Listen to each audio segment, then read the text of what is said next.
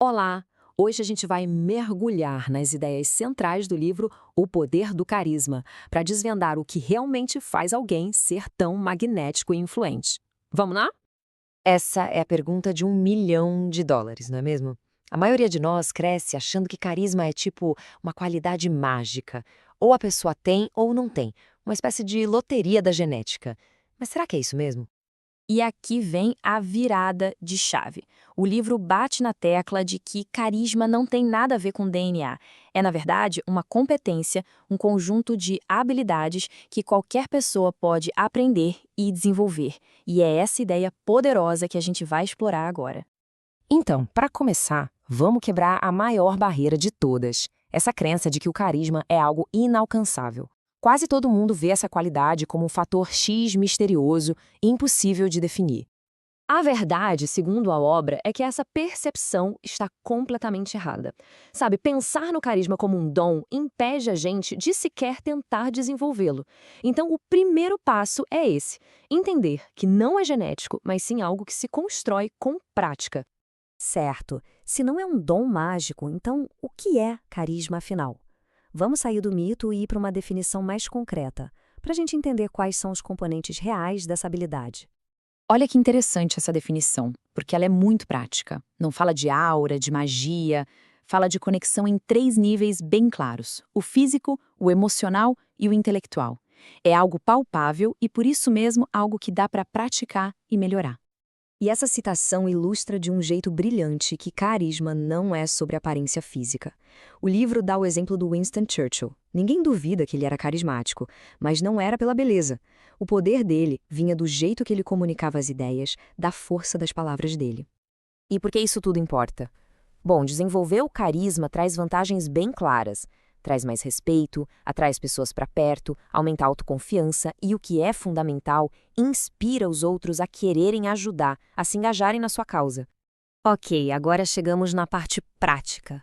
Como exatamente a gente começa a construir essa habilidade? O livro oferece umas ferramentas bem específicas para isso. Vamos ver como isso funciona. O livro sugere o ABC da comunicação. Primeiro, usar a respiração para a voz ter mais ressonância, mais peso. Segundo, colocar entusiasmo de verdade na fala. E terceiro, que talvez seja o mais importante, falar com certeza, trocar aquele eu acho que por afirmações convictas, do tipo é isso que precisa ser feito. Mas, além dessas técnicas de comunicação, o livro aponta para um conceito central, que seria a manifestação mais forte do carisma: a presença. Mas o que isso quer dizer na prática? Para explicar, a obra usa uma analogia visual fantástica. Pensa comigo. Imagina um estacionamento gigante, completamente lotado de carros vermelhos, todos iguaizinhos. E bem ali no meio tem uma única Ferrari azul. Ela não está fazendo barulho, não está se mexendo, ela simplesmente está lá e rouba toda a atenção.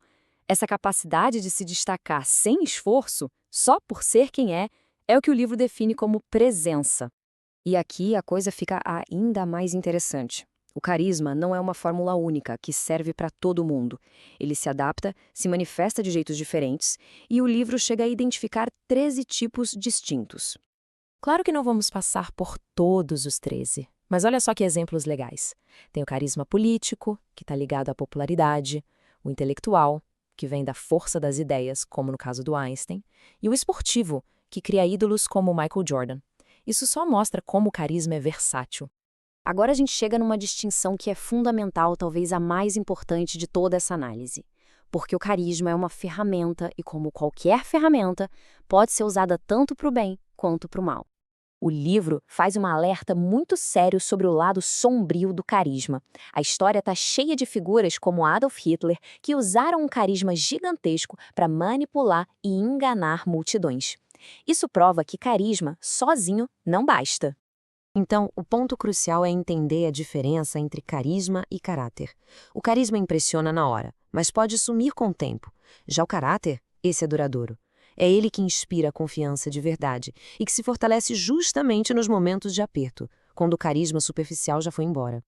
A mensagem final do livro O Poder do Carisma é muito clara. Não se trata de escolher um ou outro.